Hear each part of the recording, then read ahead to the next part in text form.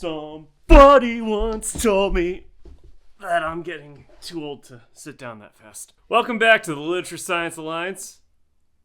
Did I say that right? Yes. Oh, that's a first. My name's Ryan, and hey, it's been a bit. Yeah, been like, I don't know, 2 years or something since I did a video. Couple reasons for that. One, in 2022, I got laid off from my job, and reading time kind of took a bit of a down slope from there, because I wasn't commuting via the train to work, so it took me a long time to read books. Yeah, a lot of other things happened in 2023, so, but, hey, we're here now. I finally finished everything on that TBR from way back, and, in case you're wondering, Ryan, why are you making a Halloween video where you just review the books from an old TBR? Because there's nothing scarier than the passage of time. Alright, without further ado, let's get this reaction station set up. This time I'm actually going to use headphones to make life easier for editor Angela.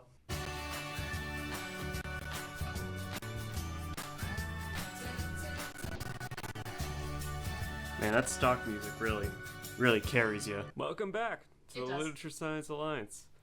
My name's Ryan, and I'm doing another TBR video because it was requested by the roaring fans in the comment section. Now, I'm going to preface this by saying two things. One, I don't promise that this is going to get an end-of-year reaction video like I did last time, because right now I am working from home full-time, and I get most of my reading done in my commute. I take the train to work when I do go in, and yeah, this was 2 apartments and 2 jobs ago for me, or 1 job ago. So yeah, life changes have happened. I'll go right into the first book here and not waste too much time on the intro. But there is some new stuff in here. So without further ado, let's get to it. First off, The Ocean at the End of the Lane by Neil Gaiman. Now, this one I didn't actually buy. I still don't care how Neil's last name is pronounced, and I'm not going to. Especially in the light of like all the accusations coming out against him. So, you know what? I don't really remember much of that book anyway. I don't feel the need to like really talk about it all that much. This is Angela's book. Yeah. Moving on. Secret History. Another book by Donna Tartt.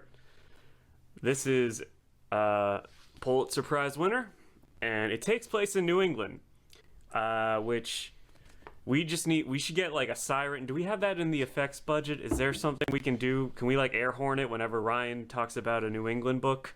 Because like it's not going away. So The Secret History is about a group of 6 college students that are at a very posh liberal arts school in Vermont. Alright, I did a whole review about The Secret History, actually. So if you want to hear my extended thoughts on that, watch that instead. But to kind of give a quick rundown, really didn't like it. And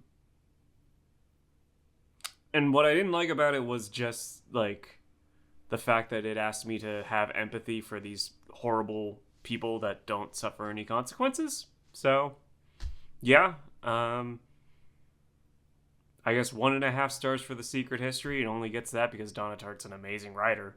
But I don't think that story has aged well at all.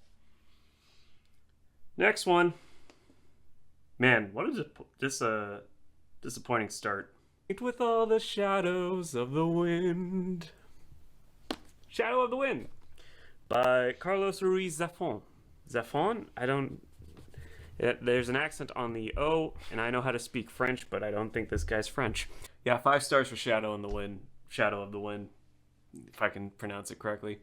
Yeah, love that book. Could not put it down. It was this very fun literary thriller. and it hit all the right notes for me. I don't really want to talk too much about it because I don't want to give it away. Not that I think it's like that complex of a mystery, but it's still a mystery, and I don't want to like give up too much. Other than that, I really enjoyed that book. Survivor Song by Paul Tremblay. I did a review of Head Full of Ghosts a couple months ago. Loved that book, and I got a few recommendations for another Tremblay book. I'm gonna do this one, and I might pick up Cabin at the End of the World later on. But this one takes place in New England. So Survivor Song, I didn't mind. I'm gonna say 3 stars. Paul Tremblay really, really surprised me with A Head Full of Ghosts. And I mean, I don't know what year he did Survivor Song, what year he did Head Full of Ghosts, so I don't know which came first. Because I don't do research. Like, you want like a well like done video, you're watching the wrong person. Like, come on. Yeah, so Survivor Song was a fun like zombie survival story. I loved the ending. I thought the ending was very well done, but like getting to there, I think it was just kind of okay.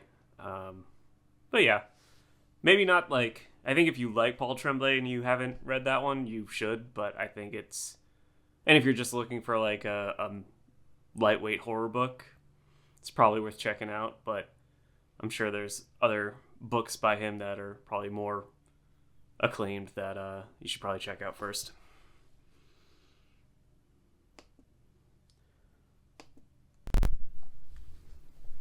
I don't know.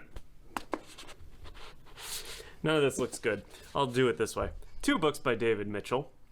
Cloud Atlas and The Slade House. Now, I did not know about this book until I put up the TBR for Bone Clocks, and everybody said pick up Slade House if you like Bone Clocks. Then when I did the reaction video and talked about how much I loved Bone Clocks, everyone else was in the comment section was also saying pick up Slade House. So I picked up Slade House. All right, this is Bullying Works. 5 stars for the Slade House. That's my takeaway from that experience. Now, I love that book. It's a very short read, very small book. I don't know where it is on this shelf. Oh, there it is, behind one of the Fire Emblem characters. Slade House was a very short but very enjoyable cosmic horror haunted house book.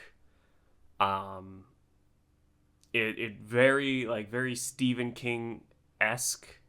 But I was just, I really just like it. Again, another book I couldn't put down until it was over. It's maybe the nicest way the internet has peer pressured somebody.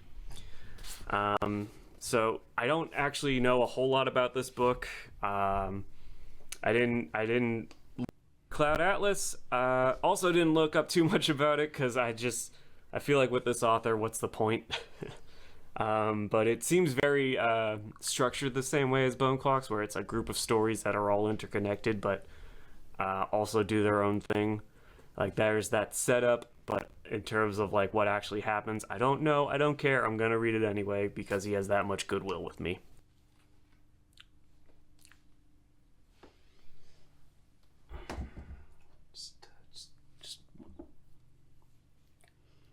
Just give me a second.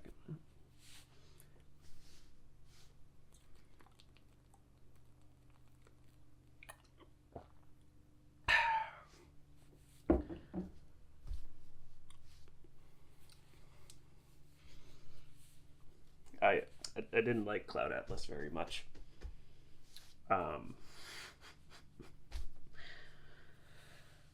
Like, I get it. Like, I saw what he was going for, and I really enjoyed parts of it. And like,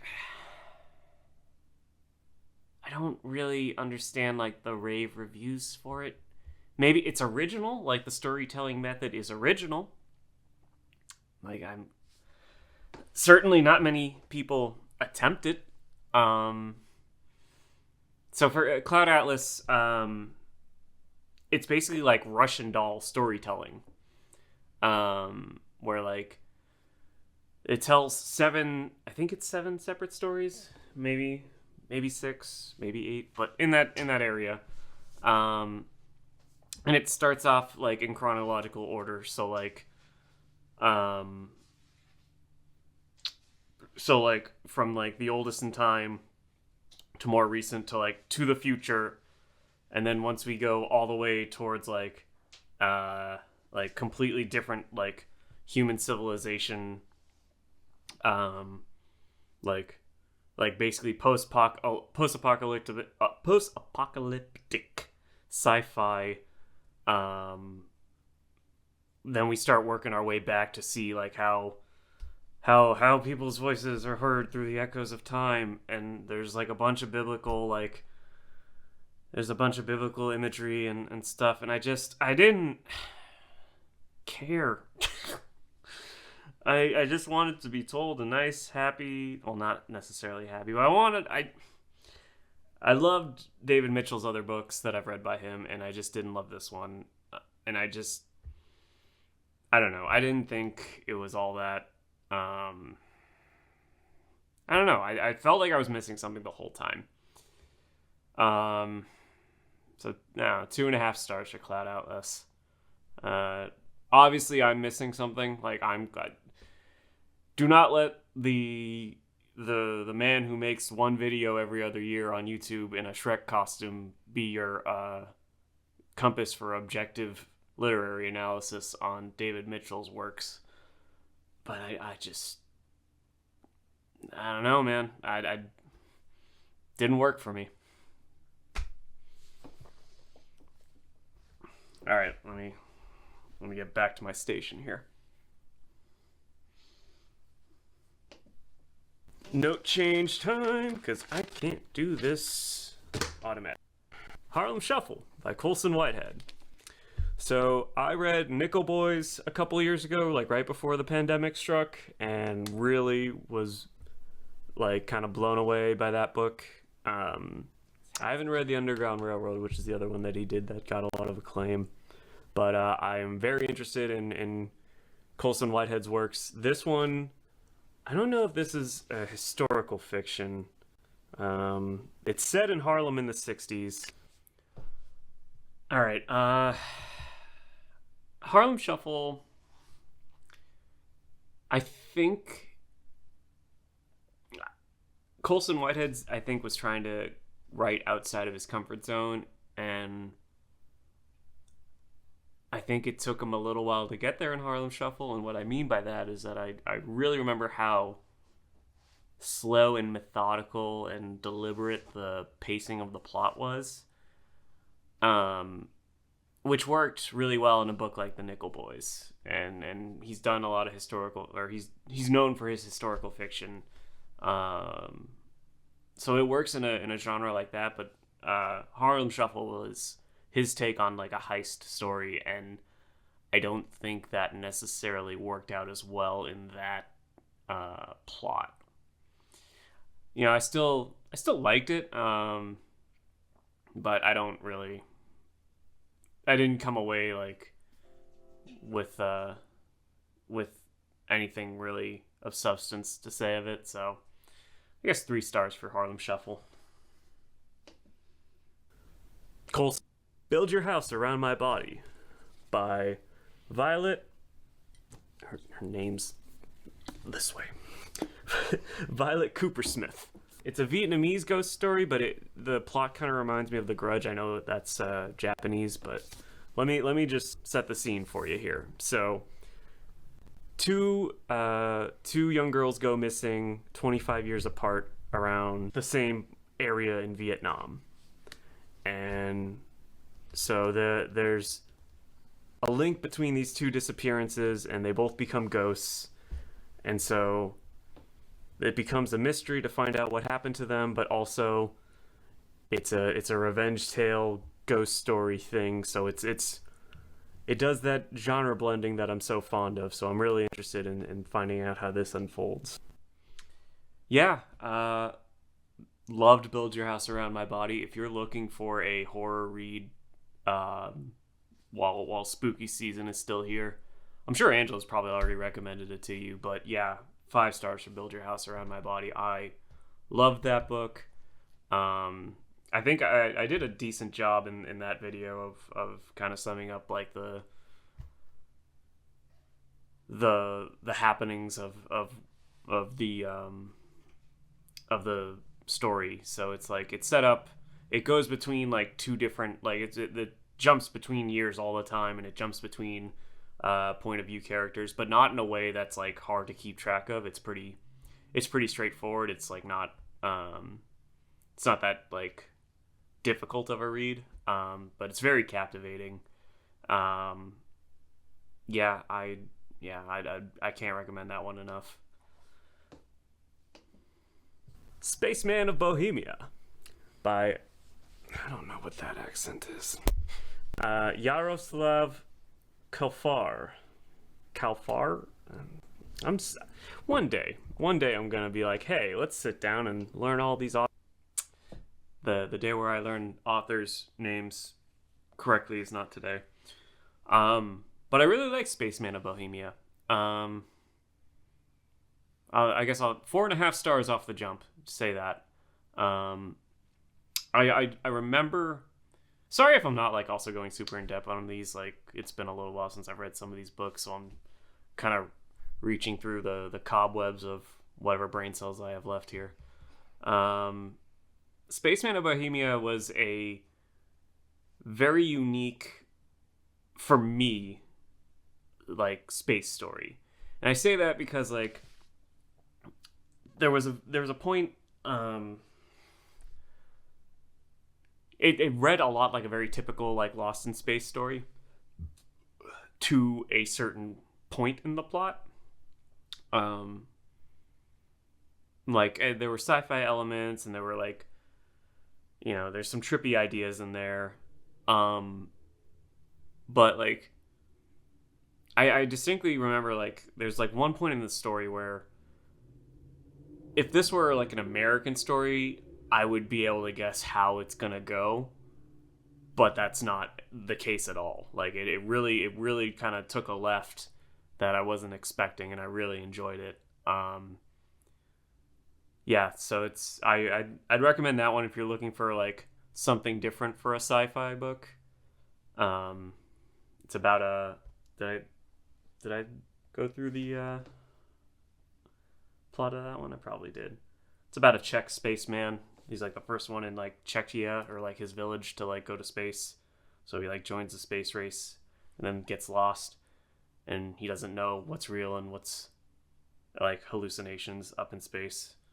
So he doesn't know if he's actually seeing aliens or not. And then other stuff happens that I don't want to divulge too much. Like that's pretty much like what's on the back of the book. Onward. Author's names, proper pronunciation. But it's Mona by Paula Aloysiak. I tried. So this was written in 2019, translated to English in 2021. It is about a Peruvian writer living in California. She is living a jaded life out there. She is working for a university, but she has a bit of imposter syndrome because she feels like she's just a diversity hire there, and she is treating herself with self-medication methods for said imposter syndrome. Until one day, she gets notified that she has been nominated for a prestigious writing award in Europe. So she packs up her stuff and goes to this small village in Sweden where she has to reside with a bunch of other writers for the award ceremony. And it becomes a bit of a hijinks sort of story from there, with all these different strong writer personalities. Yeah, I didn't like Mona that much. The problem is that like it's a very short book, and I feel like the ending's very rushed. And I don't know. I felt like there were a lot of ideas there that didn't like have time to really bake in the oven. Like there were some creative spurts here and there. There's some moments that I was like getting on board with, but I just felt like it could have been fleshed out better. So I guess I'll 2 stars for Mona. I'm interested in that writer though. Like I thought she at least left an impression. Another essay collection of his about black performances in America. I'm gonna stop holding the book so close to the camera now. And it basically talks about how black performances and every facet of the word performance has affect American culture. Just, maybe background vocals in a song or a stage performance or just giving a speech at a march. So it's just looking at the many facets of life that, I love Hanif Abdurraqib. So this one, I think this one didn't hit me as hard as They Can't Kill Us Until They Kill Us. But like, I think that's to be expected because I could find some common ground with like the things he was writing about in that, and whereas in A Little Devil in America, like I'm just kind of experiencing like secondhand a lot of like what he has to say. But he's a great writer, and he doesn't take too long to tell his stories. I'm not very familiar with like essayists, like in terms of like, reading material, like short story collections I'll dive into once in a while, but like he's really the only like essayist that I follow. So I really like his prose when it comes to, writing down stories and like giving each one like the right amount of time to leave an impact. So yeah, I'd say 4 stars for A Little Devil in America. I'd recommend it if you're looking for that sort of subject matter.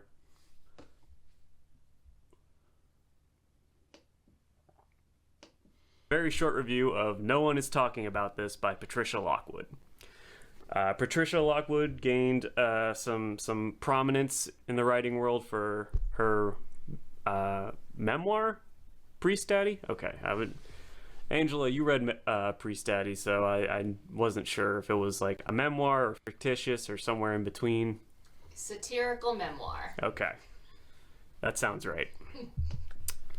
Yeah, so No One Is Talking About This. I basically went on to review it in that video, so I'll just kind of reiterate a little bit. I think it's a very fun like moment in time story. Like, I think it's something that can only be written by somebody who has consumed social media and interacted with people in that way. Like, my mother could never read that book because it will make no sense to her. And I don't know if, like, kids younger than me, like, will be able to read it and make sense of it because, I mean, Gen Z and Gen Alpha use social media differently than I do. So, like, I don't even know how relatable it even is now. But I do appreciate that it is kind of like a time capsule of like how people interacted with the outside world via the internet, via social media specifically, like when it was written. So I think like what she was able to pull off in that regard was a little bit more impressive than maybe the story itself a little bit. So 3.5 stars. Is there anything left in this video that I should touch up on? I don't remember. I don't watch these videos. This is a fictional story. I'm not gonna say what it's about just because that's gonna give it away. So that's it. that's the TBR for this year. I think I'm looking forward to... I might be looking forward to Secret History the most, just because it's... There's really just the prestige that it has, like the amount of acclaim it has behind it, which isn't always the best way to judge excitement for something, but I'm basic. Swing and a miss on that outro. Yeah, did not care for Secret History, so that's what I get for being excited about anything. On another note, I got married last year. That's another big thing that happened. Don't know why that just came to mind. All right, thanks for popping in. Happy Halloween. I don't know if I'll be making videos regularly again. I don't read as much as I used to. But who knows? Every now and then I gotta help contribute, like, whatever, like 50 cents my videos make towards buying cat food. So, like, comment, and subscribe.